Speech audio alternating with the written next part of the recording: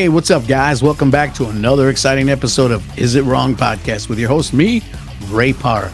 Make sure to hit the like button. Make sure to subscribe and share. Add all your comments. We love the comments. Every time we have a special guest, there's different comments. We have a conversation. We have a great time, guys. Remember to get our merch. We got some cool t-shirts, some cool mechanic shirts, some hats, some buttons, some mugs, all kinds of real good stuff. But just stay tuned for today's guest. It's going to be a great one.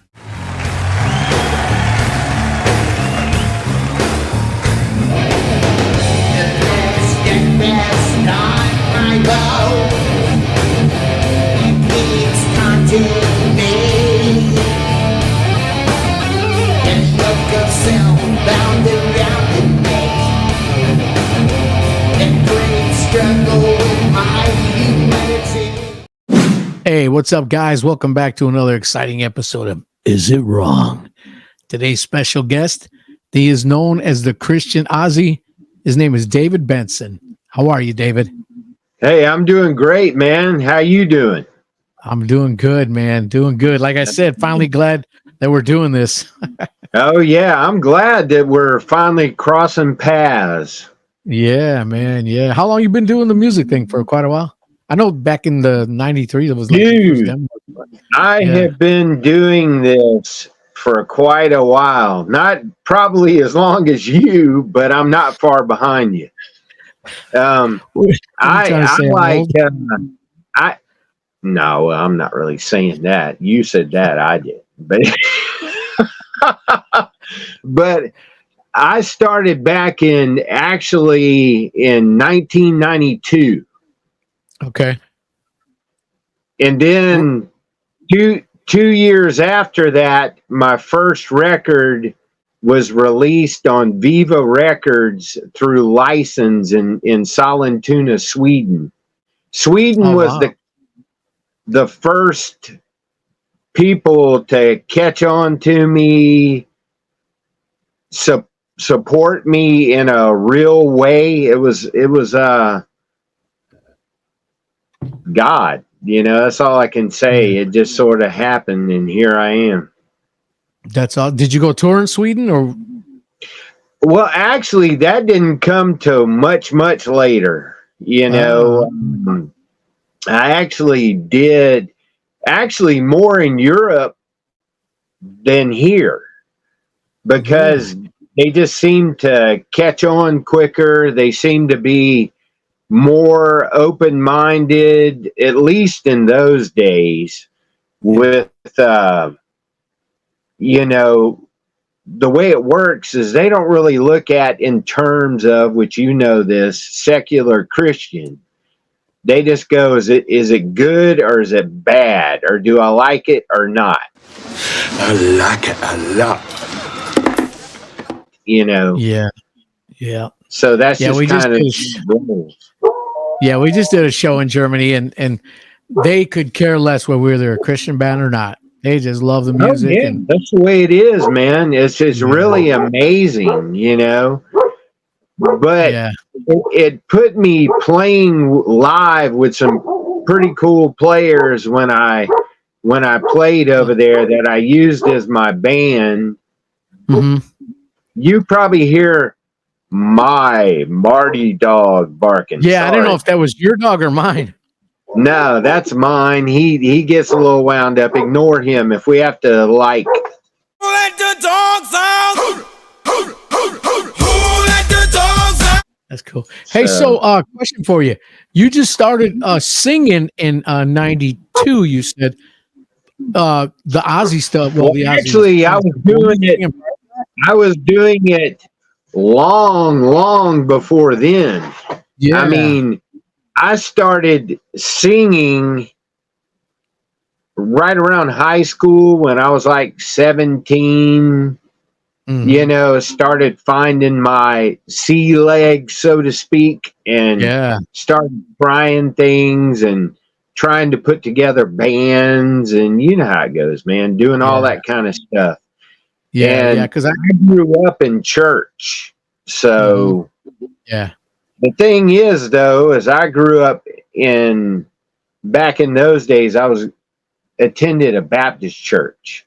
And I grew up Baptist, Southern Baptist. So it was like the first church of God's frozen chosen, if you know what I'm saying.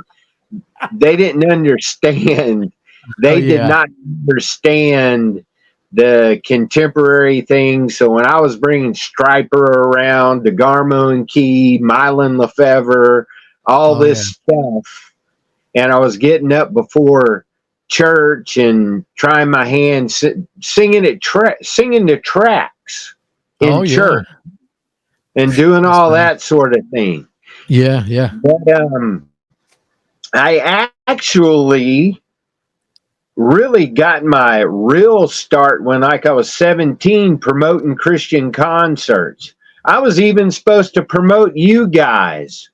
Really? But what happened is I made all the arrangements, and I guess the booking agent that y'all had at the time, it got canceled, I guess, because of support. Oh, wow. You know, you couldn't get nothing to connect to me in South Carolina. Oh, right. So that's what was going on. It happens, man. It happens a lot. Back in the day, there was just, you wanted to do more than you were allowed to do. You know what I mean? And I mean, I get it. Especially back in the day, it happened. Yeah. I mean, it was like things were just really trying to happen. You know what I mean? Yeah, man. Yeah. Like we have more opportunities now. To be respected than in those days. So yeah. The reason I was asking if you had just started singing in 92 is because I listened to a bunch of your stuff and you don't sound like a guy who just started singing and then started recording. It sounds like you've been singing for a long time. And I can tell, I think I can tell what a good vocalist sounds like, Well, thank you, man. I mean, I'm the type of guy, I guess that's something else that me and Ozzy share, is the insecurity about what we do, why we do it, how we do it. You know what I'm saying? Because there are people on both sides of the coin. Either you love that style or you absolutely hate it. Oh, yeah. And that's kind of the dichotomy I face a lot. And I just kind of like stay humble, stay true. I just do what I do. If you like it, you do. If you don't like it, then you don't. Because it's really, at the end of the day, for me, all about the ministry. And what I mean by that is I feel like the Lord has called me to address the occultic side of things, and the stuff that I tend to write about, I blend, in my lyrics. Yeah. And that's, I guess, not dissimilar from like Sabbath, which I grew up listening to, I mean, I always loved that sort of like Dio, open-ended lyrics where it kind of is rhetorical, but it draws you in because it's a bit mysterious, but it's not, kind of that dichotomy. So what do you say? What does David Benson say to all the naysayers, to all the haters, to all the people who didn't believe in you? We got a problem, stupid? I said, we have a problem. Hey, that's good. That's good, man. That's good. Because you know what? Realistically, music is subjective. You know that. Of course. There's so many people say, there's really no message behind my music, but there is. Whether if you're just somebody writing a bunch of songs about love, the message is love. If you're writing about drugs or thugs, and that's whether you believe it or not, or whether you admit it or not. So obviously, it's just like someone saying, I don't listen to the lyrics, I only listen to the music. I'm like, yeah, okay, whatever. But they know every word. Yeah, they know every word. They find themselves bobbing their head in the car and singing along with it, and you're like, okay, I thought you said you didn't know the words, but you do. It gets in there. I mean, whether they garbage in, garbage out. An average suburban family can produce quite a lot of garbage in a week. So missing garbage pickup can mean that stinky refuse sticks around way too long.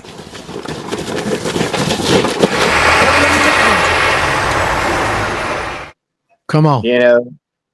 Come on. It's going to get in there, man. It's going to get into your spirit, Like I have a line in one of my songs. It's called Hellfire, actually, and it's off of Premonition of Doom. It says, the wretched fruit in which your mind ate, philosophies of man have made you reprobate. Ooh. Wow, yeah, that's good. Yeah. And that's an album that was recorded in 1996, 98. 96 Was that, I think. Yeah. Was that one of your first full-length albums? Yeah. You had done a demo, and then you did a couple EPs, and Yeah. Well, I did. Holy Psychotherapy was the first one. Second is Purpose of the Cross. Right. Third's Premonition of Doom. And then I had a little time where I stretched things out. Then I did an album called Deviality, which has Robert Sweet on drums. And, and then I did an album where actually I went and did a festival in Switzerland, of Elements of Rock. Yeah. Somebody had recorded the show, okay? And at the time, which this stuff hasn't been released, I actually was working with Neil Kernan, which has done Dawkins, done, Judas Priest, Unleashed in the East, like all the Notes, all their biggest hits. He did all of that stuff. Right. And what happened, man, doing what you do for a living, I was flipping houses at that time. Nice. And this was like in 2008 or something. And this is one of the things that I got to do out of it, was hire Neil Kernan to produce my record. Wow. Out of the money of the houses. I never got to complete it because the market crashed. That's why the album's never been done. I still have it. It's like Robert and me were sitting in the studio when he played the drums, and he's like, man, Dave, why didn't we do anything with this stuff? Because the guitar tone, the drums, just everything is just knock your socks off, in your face, like just awesome. And this was long before Ted of Tourniquet worked with him. The only band that he had worked with before was like Petra on their album Wake Up Call, I believe. And he won a Grammy for it. And he was working with John and Dino Elefante at the time, I think he did that. So, but it was just real interesting how it all come together, because, as of late, all he was doing was death metal. So I sort of threw him a curveball. Really? By bringing him back into something that's more like a little more not growly music, because that's all he was producing. Yeah. And I know, like, Robert, was that did Robert do his solo project after that, or was that prior to that? No, this is way after. Me and Robert met each other in the early 2000s. is when we met him. Yeah, yeah, for sure. So did you? I know was Sacred Warrior from Chicago? Were y'all from California, man? Chicago. We were from Chicago. Chicago. I thought that. So did you grow up in Chicago?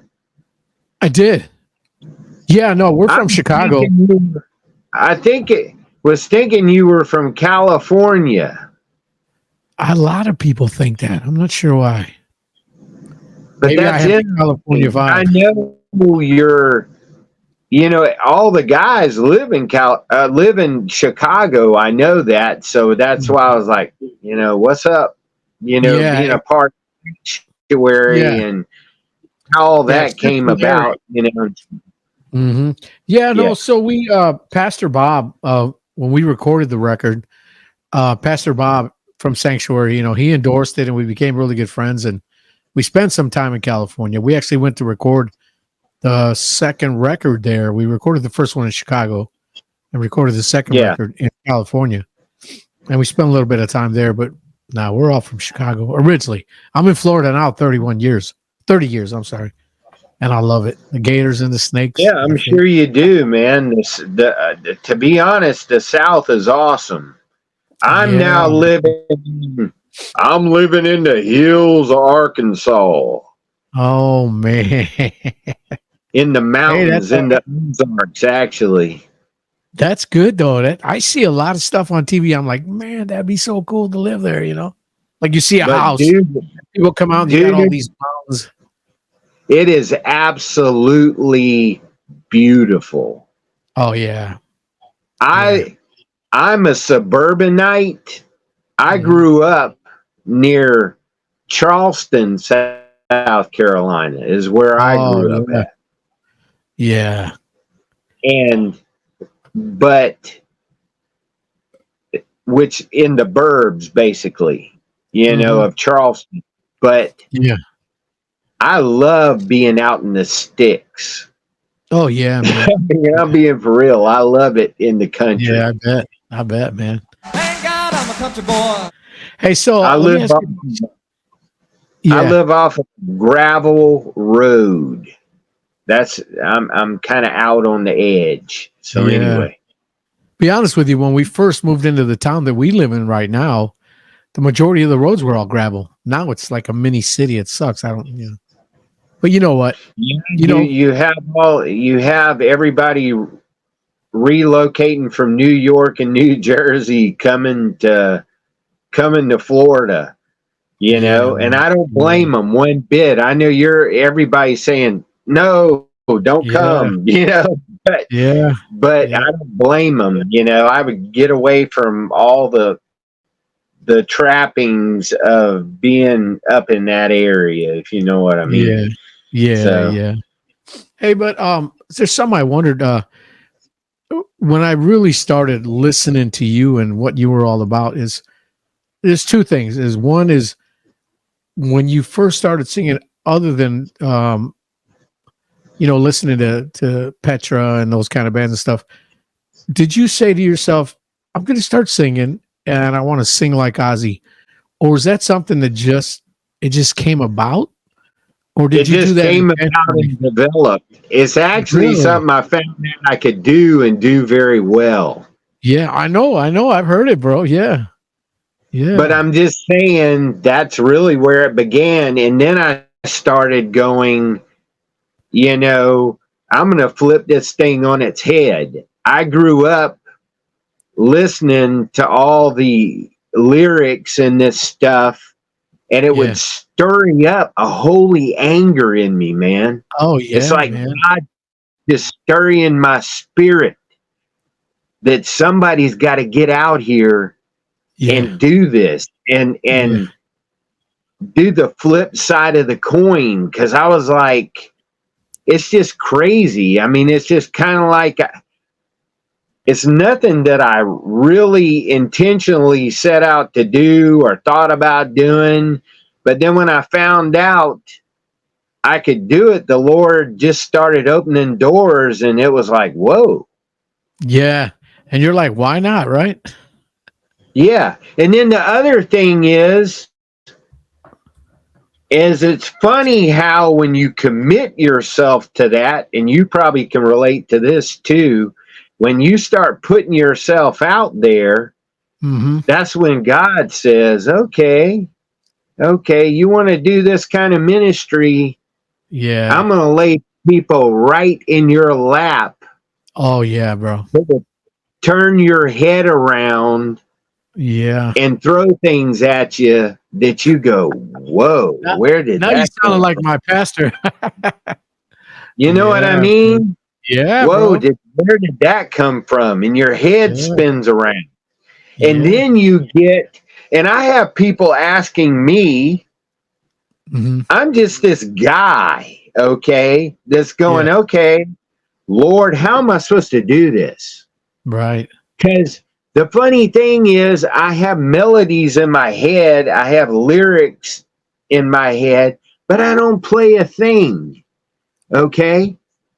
I do not play an instrument.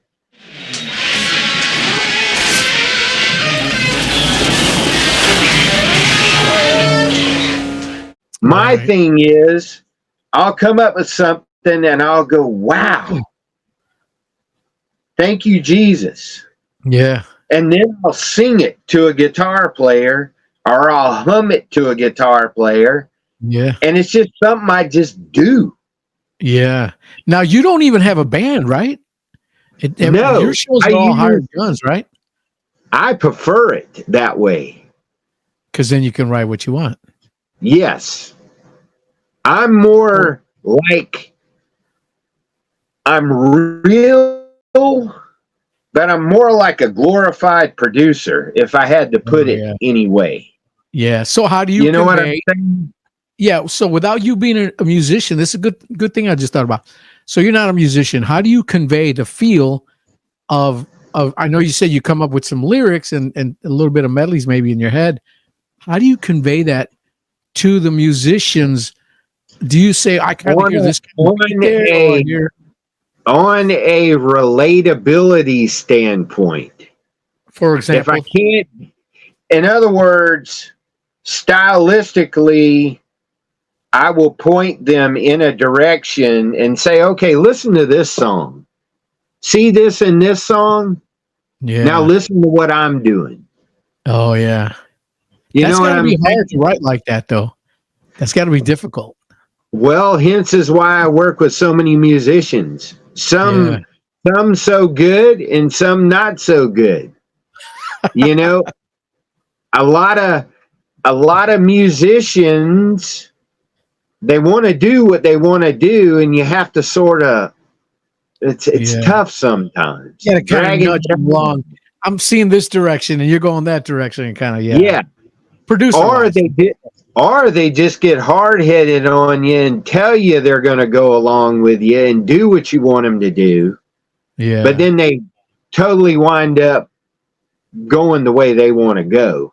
You can go your own way. Because for some reason, man, I don't have no ego about this stuff at all. None whatsoever, man. Yeah, good. Man. I don't. It's like, if it wasn't for God, I wouldn't be here. I wouldn't be talking to you. I wouldn't be recognized for what I've been recognized for, or have any accolades or whatever that means. But you know what I mean. You know, it's like, but it's tough, because it's tough. But you can definitely, I will tell you, pros are pros and underlings are underlings, if you know what I mean. I do. The lower echelon tends to let it go to their head more than upper. Yeah. Because the uppers are pros. Right. And I'm trying to work towards the upper, not the lower. Yeah. If you know what I mean. Yeah. Yeah. So I haven't dove into a lot of your stuff as far as who the musicians are, or the majority of them who use. Do you have a specific group of guys that you like using more than others, or individuals that you say, I like writing with this guy more than I do with that guy, or do you just kind of? Well, not really, because it's all just a mixed bag, bro. I can't really say positive or negative, other than the dude Robert Sweet. Yeah, is a pro. Yeah. Oh, yeah. Of course. Pro on all levels.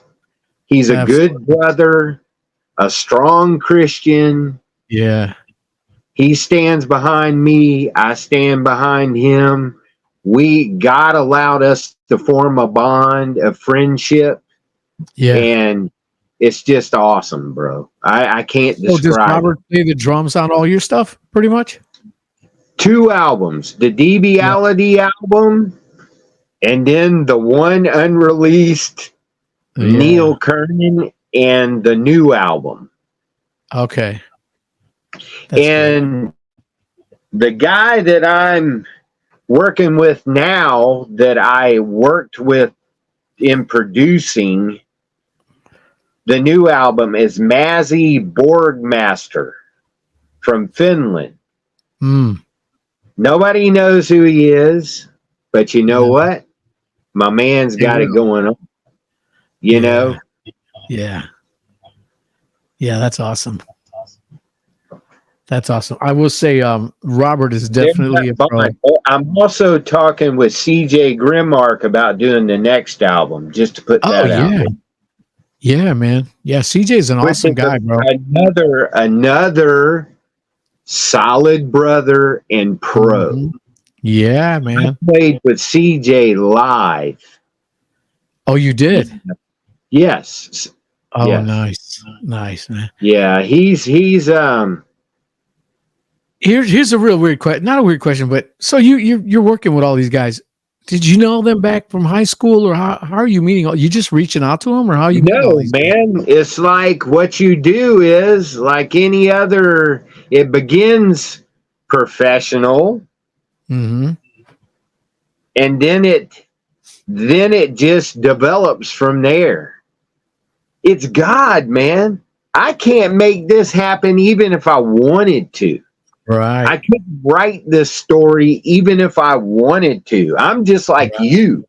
I go, whoa, how did that happen? Whoa, what's this? Whoa. Yeah. I'm just that guy standing out in the crowd, bro.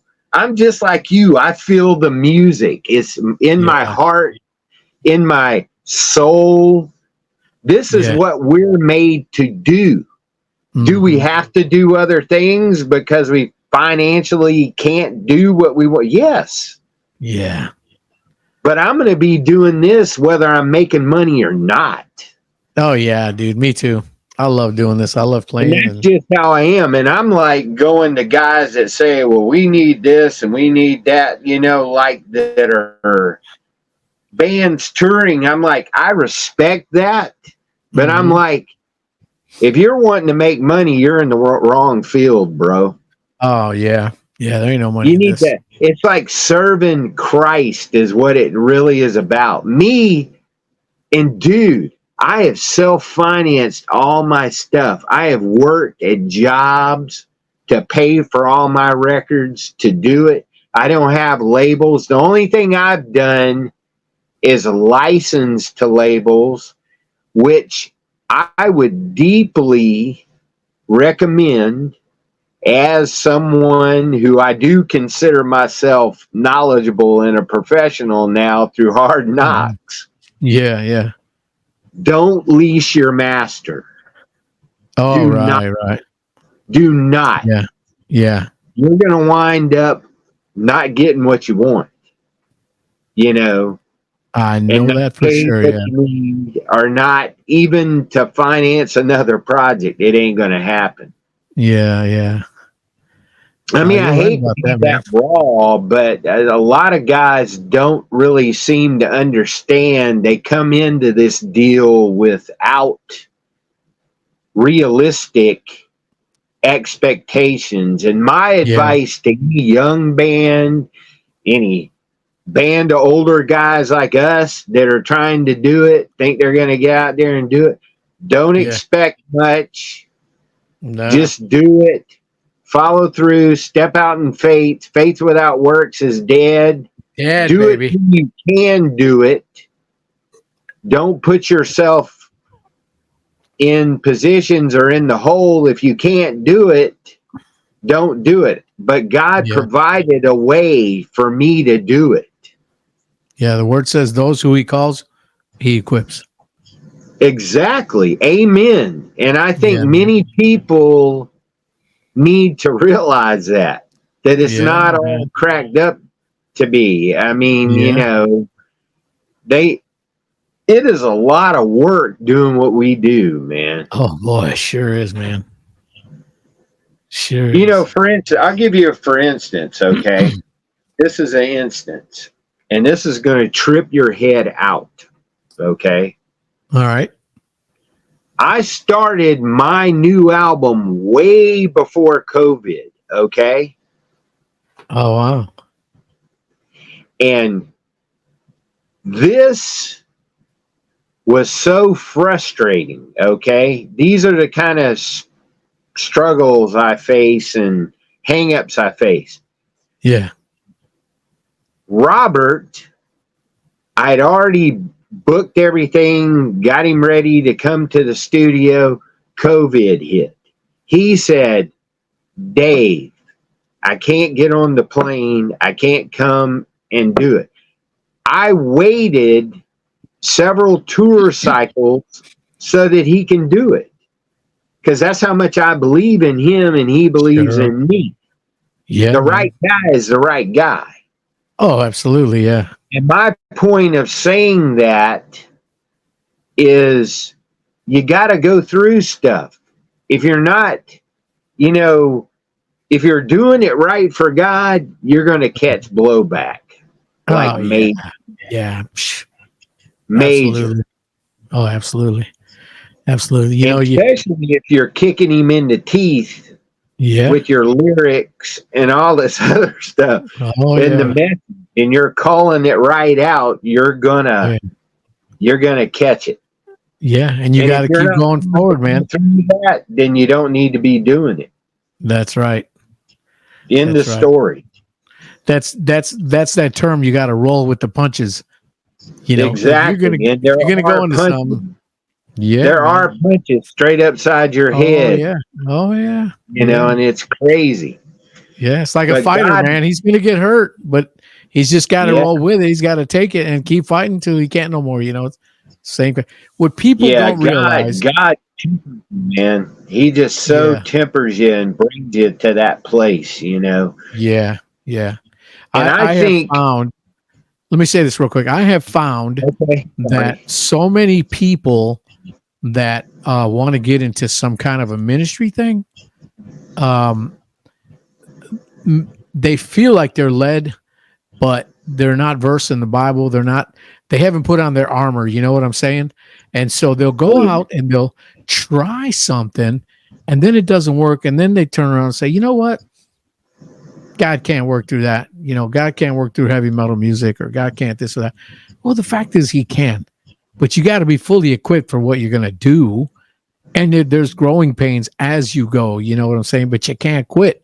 If you're called to it, you go for it, you know, and you keep doing it, you know? Well, it takes more than drive and just excitement. Mm-hmm. Absolutely. Good intentions pave the way to hell. That's right. That's it. You know, the deal is, you know, that's where I got questioned when I was younger. They're like, are you sure you should be promoting that heavy metal show with that heavy metal music? You're not really, you sure that's of God? And I'm like, you know how many times we've heard that? yeah. And the thing is, though, and then what I would come back with is, okay, what's the fruit saying? There you go.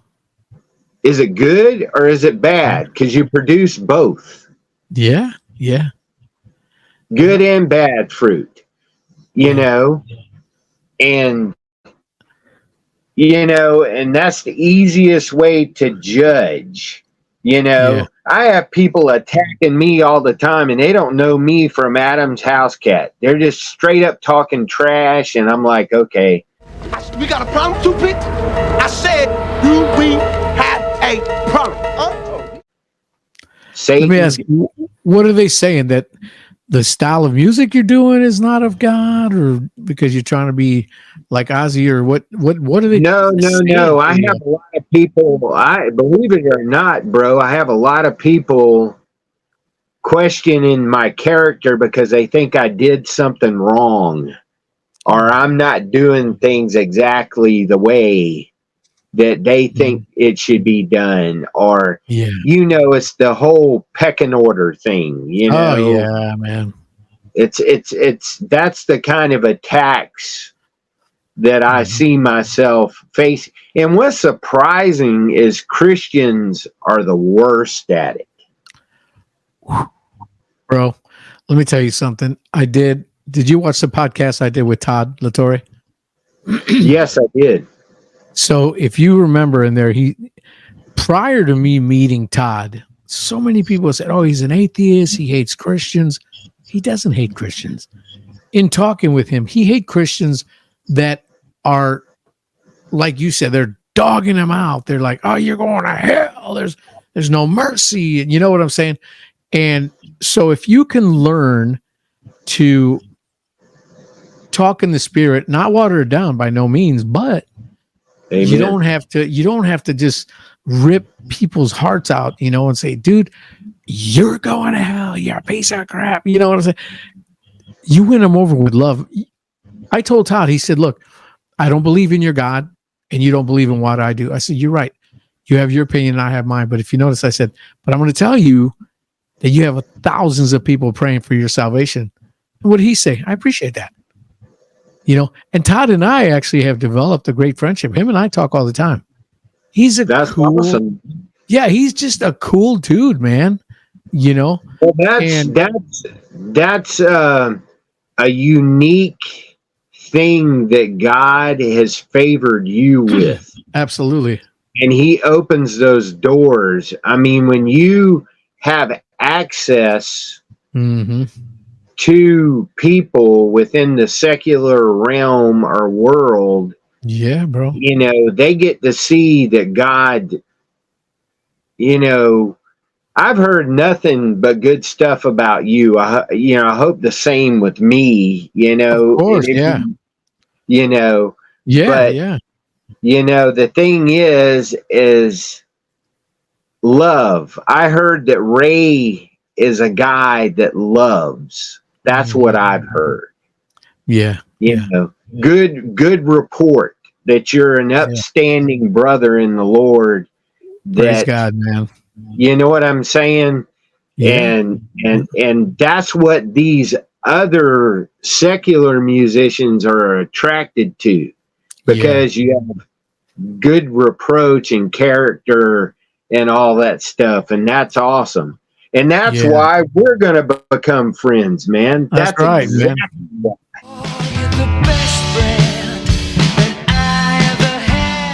That's God crossed our paths. That's right. What's really cool is a lot of the people that I've never met before that I've done podcasts with, I'm starting to become buddies with them, Oh, yeah. Because when you have a conversation with somebody for 5 minutes, that's one thing. But when you talk to them for an hour, you know how long Todd and I, we didn't put the whole thing out, but we talked over 3 hours. Oh, yeah. Podcast. And if you can get that relationship with someone and you like talking to them, you want to be friends with them, it's pretty cool. It's pretty cool. Oh, yeah, I agree, man. And it's like just a point for those people that were out there judging you and may have threw a curveball about being unequally yoked. Okay. Speaking of marriage, it's not speaking of eating or sitting down with sinners and trying to win them over. That's right. Hello, they need to read their Bible. You know what I mean? Yeah. And it's so silly in this day and age that people are still getting hung up like that. I thought we were like way done with that Christian music community. We're way done with it.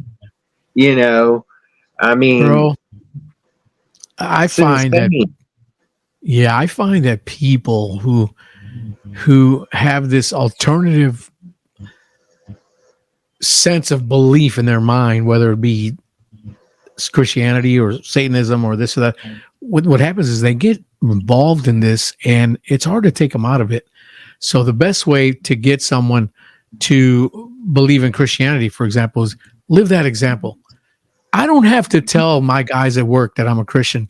They know there's something different about me. You know what I'm saying? Yeah. You don't have to go around and tell people, hey, I'm a Christian. I go to church. I love the Lord and you should get saved. You know, God opens the door at the right time. I did a podcast last week with Harpazo. I don't know if you know this whole Harpazo thing that's coming up. And no, I don't. So it's kind of like a Christian Trans-Siberian Orchestra. It's that kind of, this is the song you sang on I Seen with the female that you posted. Yes. I got it. Yeah. So I did an interview with them last week, a podcast, and the singer DC, I can't remember, DC Cooper, not a Christian guy, but just sings with so much conviction and passion.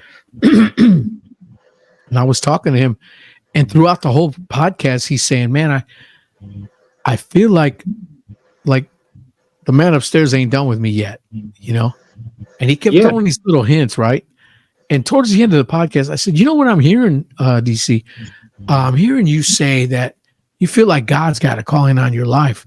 He's like, "Well, you know," I said, "But what you need to do in order to live that and fulfill that, you need to give your life to Jesus, and then He will direct your path." He didn't say clean up and then come to me.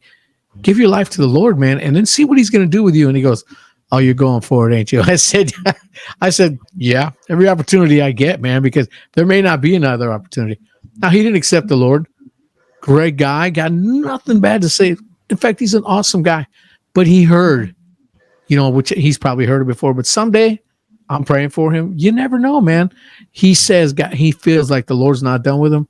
That's an open door right there, because some people are like, "Amen, it is." Oh, they do this and out. Yeah, dude. Yeah, so I know. It's amazing. People feel like what they want to do is they don't want, a lot of times they don't, I call it making the plunge, taking the plunge, you know. Yeah, sure.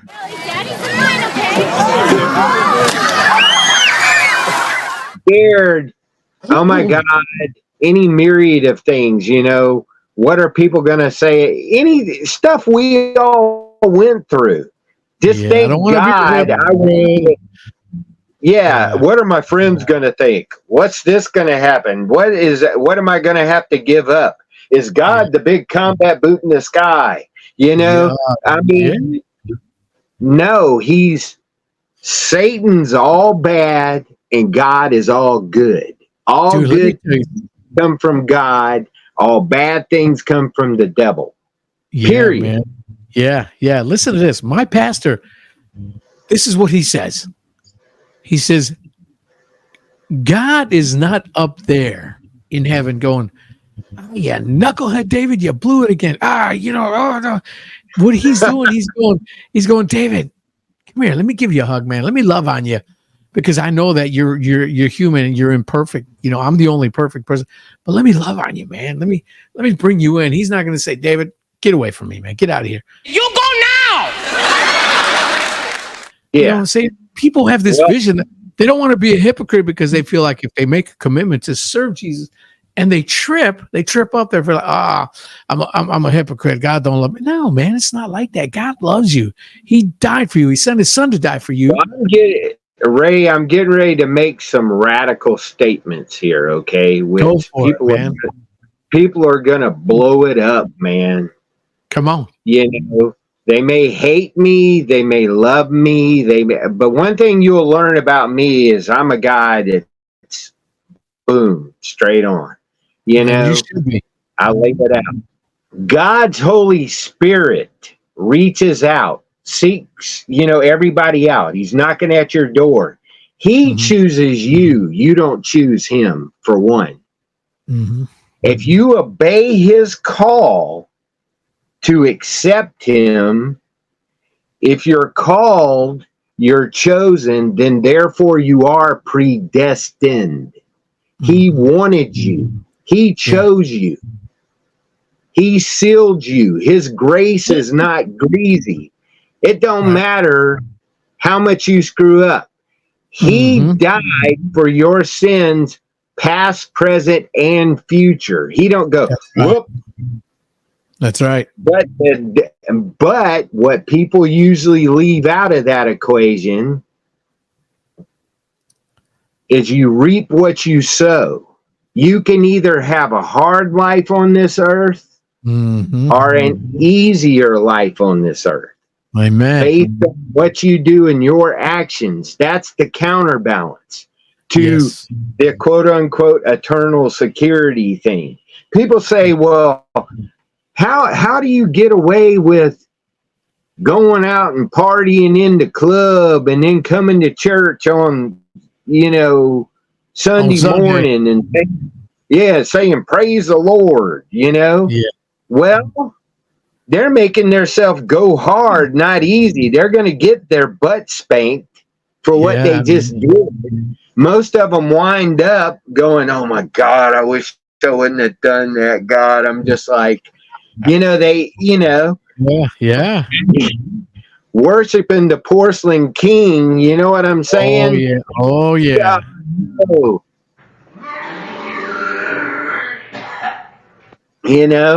And it's just, and that goes with any stuff like that, but you can go easy or go hard, but you're saved. Nobody's going to take that away from you. That's right. You're not going to take that away from you. That's right. And I wish people would wake up to that. I never understood the mentality of, I have to run up in front of the church and just repent because of just so. I'm not really being repentant, but because I want to renew my salvation. No, man, it's not the way it works. Right. You know what I'm saying? It's like, exactly. It's and I think today, which is a lot of what I have a hodgepodge of things in my new album. I'm like covered the Genesis 6 thing where the fallen angels and, to me, how it was designed to pervert genealogy in order to stop Christ being born. That's my opinion from what I read, and that's actually in the first single, which you will get, called Rainbow. And that's what that's talking about. We have so many people perverting and distorting what the rainbow is. The rainbow is promise. It doesn't have anything to do with sexuality or choice of sexuality. Then I have a song called The Power of Christ Compels You. Oh, nice. And it's, it's intense, man, and then I'm talking about going deep with AI and technology and how I believe that's how Satan, the Antichrist, is going to function. Dude, I'm right there with you. Do they not think if the idols back in the Old Testament could be inhabited by a demonic spirit, what do they think these robots are going to be?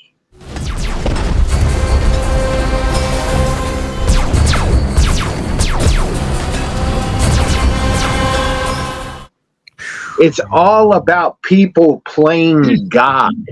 Mm-hmm. We hear so much about when in your life, Ray, you lived a long time, okay? Mm-hmm. And I have too. Yeah, We're a bunch of old codgers, basically, right? geezers. But you know what I mean? I don't feel 56, bro. I'm telling you, No, I man. don't. I know you don't feel your age. I don't. But and don't not at look all. at me. You look good, you Praise know. God, man. Yeah. But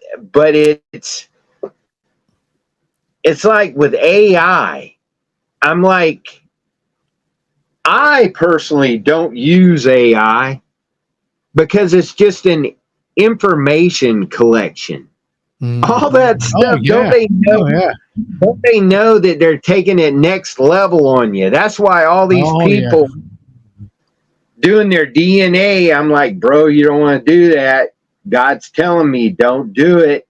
Yeah. Don't do it. Stay away from all that stuff. This is all bad. This is like, you know, 1984 on a spiritual level.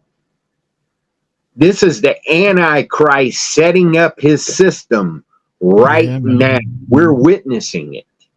Yeah, I believe before it, man. Never AI before you heard it. In the 70s and 80s, you may have seen all this stuff where we had weird little shows and we had stuff, you know, that we go, well, man, that's interesting. That's interesting. But when you start genetically, you start talking about modifying things, you're playing God. Yeah. Because we're made in God's image. That's right. When you tamper with that, you know, you're tampering with a perfect design. Because we didn't get jacked up till sin came in the picture. That's right. And then we got gluttonous and we said, oh man, I want to eat more sugar. That's sweet, man. Give it to me. Give it to me. Give it to me. You know? Man. And there's just all kinds of things that are going. The whole point I'm trying to make. Yeah. There's a lot of stuff going down now that it's just so clear that a blind man can see it. And a lot of people want to stay away from it. They don't want, which is hence why I wrote this album. That in a nutshell. Yeah, yeah. Because who's all on that album besides Robert? It's actually, this is a production where it was just produced, a lot of electronic stuff on it. But it also, Mazzy played guitar and bass, and then it's Robert. Wow. And that's it. You know, anymore, you don't, you know, back in the day, man, you go into a studio, you got a budget, you're recording, you got the, nowadays, you don't need anybody, man. If you can sing, or even, let's go back to the AI thing.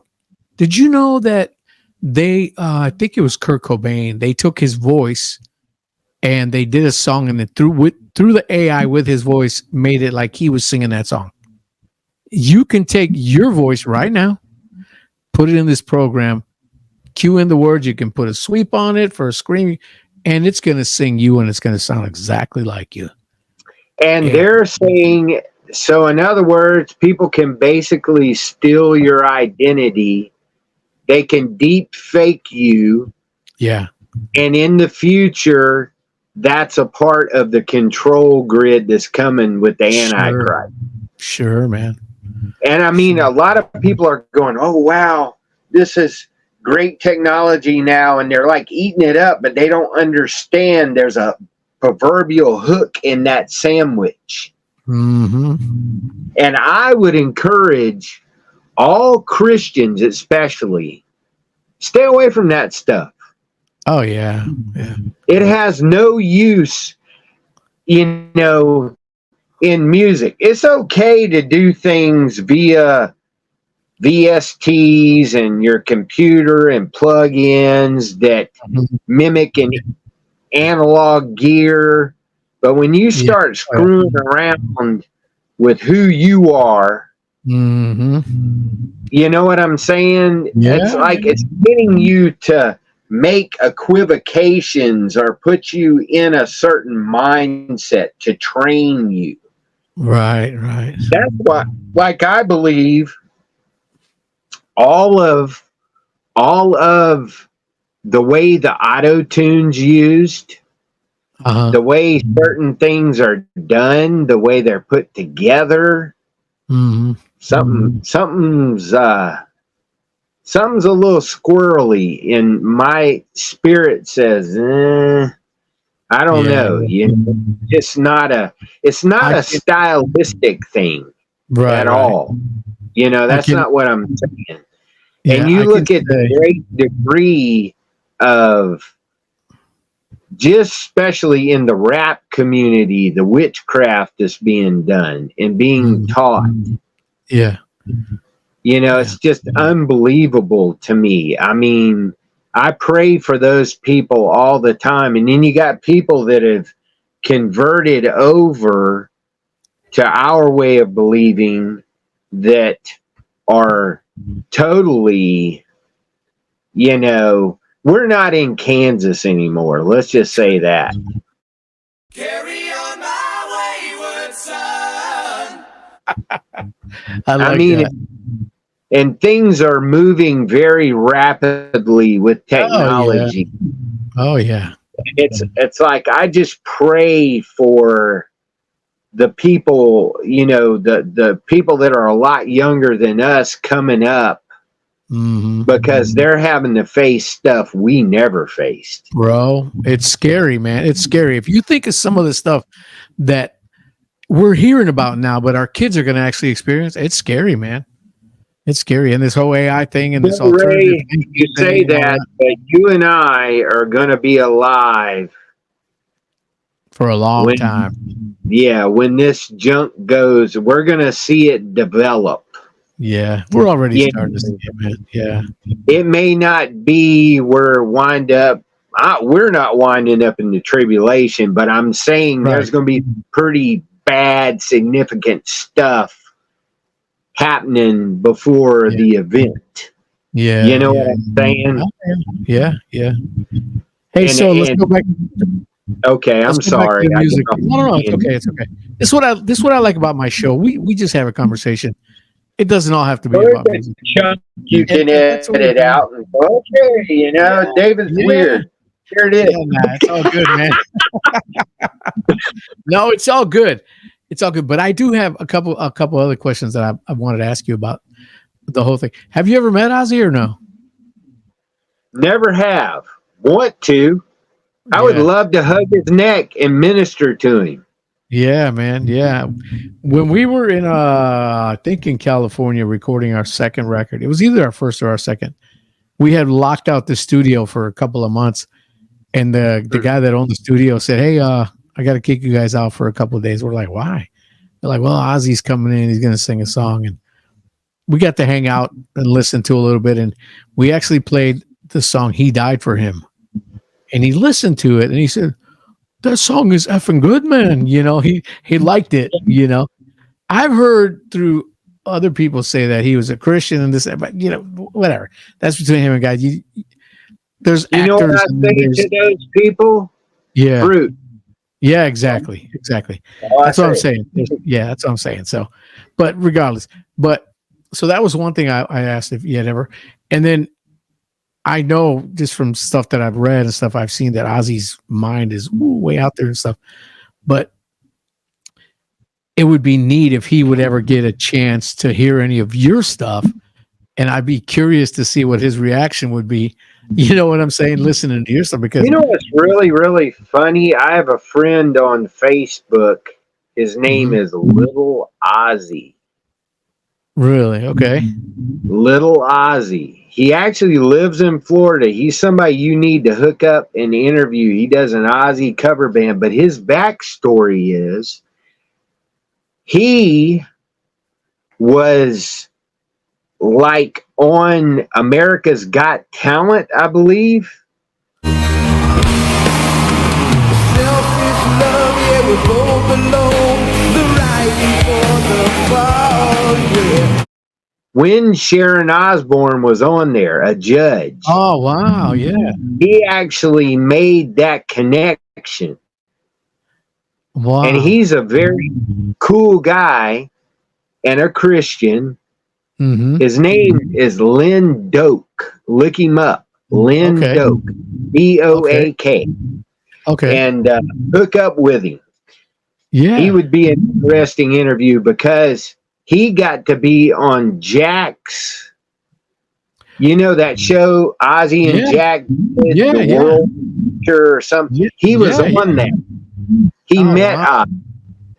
Oh, that's awesome. And he also did a coffee table book with photographer Mark Weiss, I believe is how they spell it. He took pictures of Striper, but he also took pictures of Ozzy. So what him and Mark did was remake the Ozzy pictures where Ozzy's in the bathtub, you know, holding the bottle, and you know what I mean? And they remade all that for a coffee table book, which I don't know how all that come about. And now he has a show. Because he is a small man, a short man. I don't know how to say that. Hey, short. Yeah, he's a short guy, and he does miniature wrestling. What's his name? It still goes by Little Ozzy.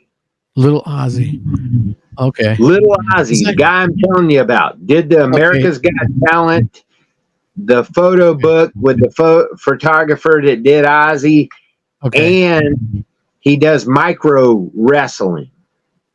And I think they got a deal on Discovery, to show it on Discovery Channel. Recently or years ago? Recently. Oh, wow. As of late. Wow. All over filming. Because I remember the micro wrestling champion Meatball. I don't know if you knew who he was.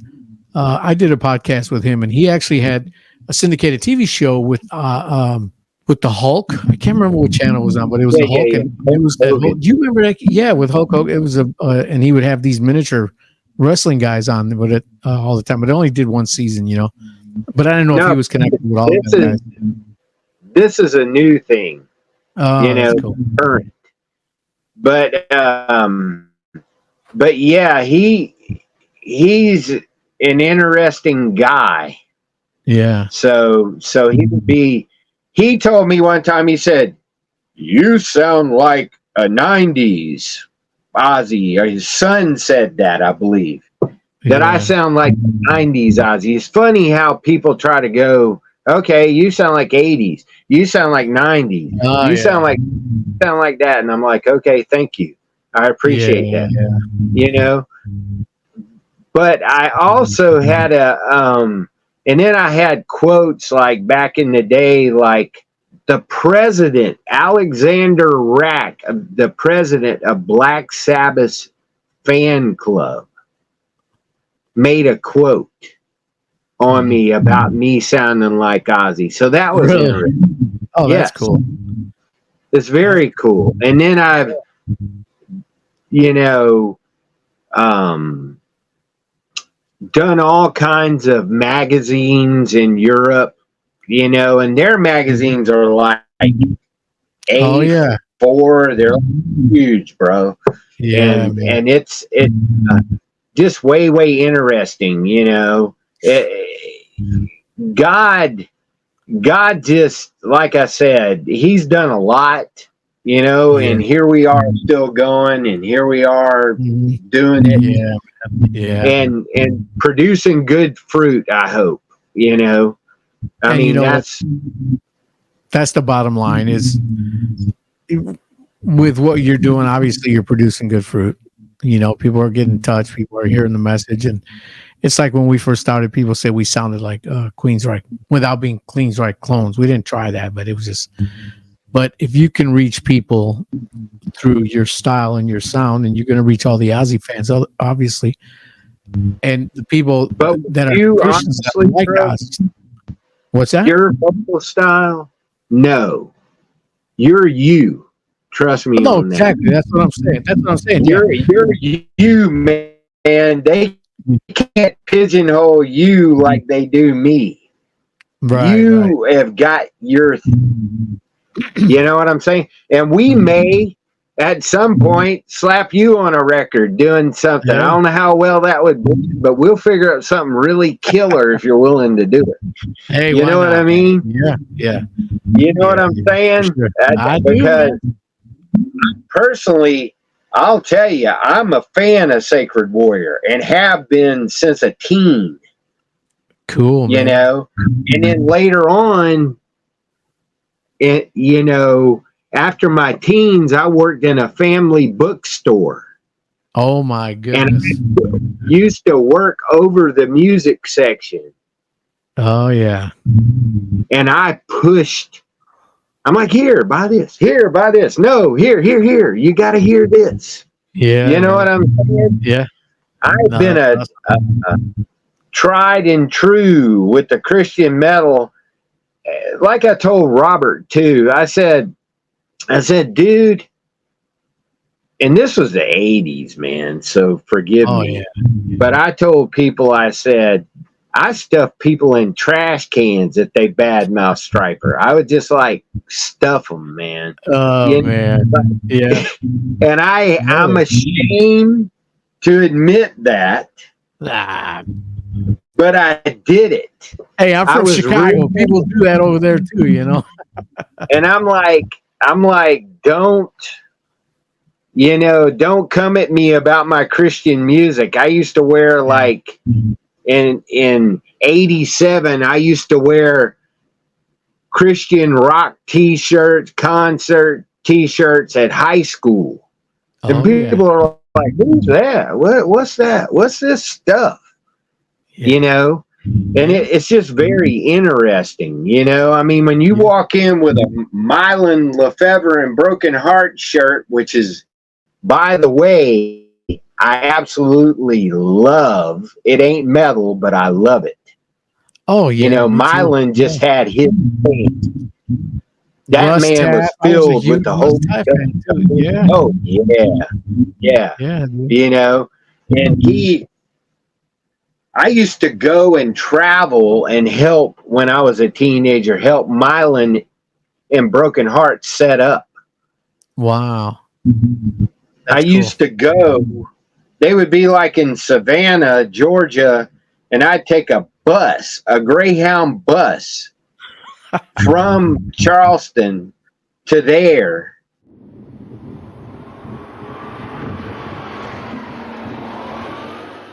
Wow. To help set up and then go back. Yeah. That's how. And you did it all for free. And you did it all for free, right? Yeah, of course. For free. Yeah. You know, they just took volunteers, you know, and I wasn't doing it because I went, oh, you know, oh man, you know. Yeah. Let me touch the hem of your garment, kind of. Yeah. I was just like, really just trying. Even then, I was on that path. I was trying to learn the ins and outs. Something just drove me to do it. Because you got to admit, that's pretty crazy. I mean, most people would say, man, you're going to hop on a Greyhound bus and go to Savannah, Georgia, which is like 2.5 hours. Yeah. And have to stop in all those little country towns, picking up every Tom, Dick, and Harry. And you get there 6 hours later, and it's only 2.5 hours from where you're at. You know, about the Deadheads. Remember the Deadheads? They follow the Grateful Dead everywhere. And it's. Well, I wasn't worshiping and religious like the Deadheads about it, but I was worshiping God, you know, but I know what you mean. Yeah. Hey, one more thing I was just going to ask you is for people who are going to watch this podcast, and like I said, there's people that are naysayers, there's people that are going to support you, and what is the one thing that you want everyone who listens to your music to say about David Benson? Do you want them to say he's an Ozzy clone, or do you want people saying that man, he's sharing the word, he's on fire for the Lord? Or what's the most important thing for you that you want people to say coming out of all this? This is to me a twofold question. Okay, I would say it to you. I want secular people to go, oh wow, that's cool. That dude sounds like Ozzy, and get drawn in. The word of God doesn't come back void. That's right. And then I want Christians to go, oh wow, he's doing it for God. He sounds like Ozzy. Yeah, man. Yeah, and he's reaching. He's ministering. The Ozzy factor opens the door. I totally wear it with honor. Yeah. You know what I'm saying? You wear it well, I will say. It's thank you. It's the discussion. Man. It's all about the discussion. Right. And the other thing that I want people to know, I keep myself a lot. I don't let people in, but I'm too open to people saying, hey, and talking to me and trying. For some reason, I don't know, I have people to reach out and try to form relationships, but then they don't. And I'm like, really? I'm totally cool with that, man. I'm that kind of guy. Yeah. Totally approachable. I don't understand, because I put myself out there. You know what I'm saying? Yep. I just pray that some barriers come down and open up, because I want to minister. I don't want it to be just the kind of thing where it's the record, they hear the record, and that's the only thing. That's why you're giving me an opportunity, and I thank you for it, to show people my heart and who I am. That's it. I want people to know me. You know, what's so funny is I've never met her in person, but Robert's sister, Lisa, we chat back and forth. Okay. It could be about politics. It could be about various other things. And she asked me what makes me bring this up is she said, well, you know, not a lot of people know you. Okay. You know, like, get to know me. You know? And I'm like, is she talking about, like, we've never met? I totally would want that to happen. I just don't understand why it never happened until now. But I say to myself, God's never too early. He's never too late. He's always right on time. Always on time, baby. Yeah. Yeah. Yeah. And I would love for me and Sacred Warrior to share the stage. Yeah. And do stuff together. We can make that happen. Yeah, man. You never know, man. You never know what'll happen. You're right. We never know. But I'm just saying, I know that's, you know, that's what I want to do. I want to connect with other bands, other artists. You know, I don't really have a band, but I can hire one. You want a job, Ernie? Sure, Tony. Okay, then you call me tomorrow. Thank you very much. But anyway, if I get a gig, I can make it happen. In other words, you know, God opens doors, and it happens exactly when He, you know, wants it to happen. And you just kind of like, you know, you just say, hey, I'm on God's time. You know, sometimes for me it gets hard because I go, God, I'm like, you know, faith without works is dead. I'm out there, you know, I'm doing my thing, you know. But no, I mean, it's just interesting, you know, to how that all works. I'm sure you face those kind of things, you know. Go, okay, well, Warrior, you know, I want them to do this and do this, and everybody's kind of doing their own thing. How would it all work if I put myself, you know, that kind of thing. Totally. You know, totally.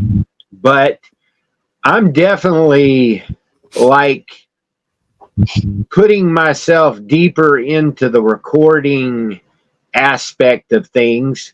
This will be the first album ever I mixed on my own, which is going to be interesting. Good luck. Good luck, man. I mean, before it's just people turning knobs and doing what I tell them to do, but now I'm doing it. I've took that step of faith, and this album actually, I would put it honestly in less of a heavy metal thing. Really? Yes, it's very unheavy metal. It's hard rock. Yes, it's very hard rockish, but it's very in the arena sort of way. Kind of like I don't know how to describe it. It's totally original. I wanted to do a culmination of my real true influence. Vocally, I'm influenced by none other than you know, but musically, I have a bunch of other deep stuff going on that I like. Right. And I'm a big fan of mid-70s music. I just absolutely, because to me, that's when production values jumped up. They were just learning how to use the technology they had. Yep. I'm definitely more of an analog guy than I am a digital guy. But I'm doing that with modeled plugins and stuff like that. It's still, this album is sounding very analog. Good deal. And you know, it's an ear. You know, you just gotta, you know what you know. That's good, man. You know, so that's kind of where I'm at on that. But I wouldn't expect. I'm just warning people, don't expect early doomy stuff. Vocally, it will be, of course, ominous and dark, like a lot of it, like a lot of stuff I do is.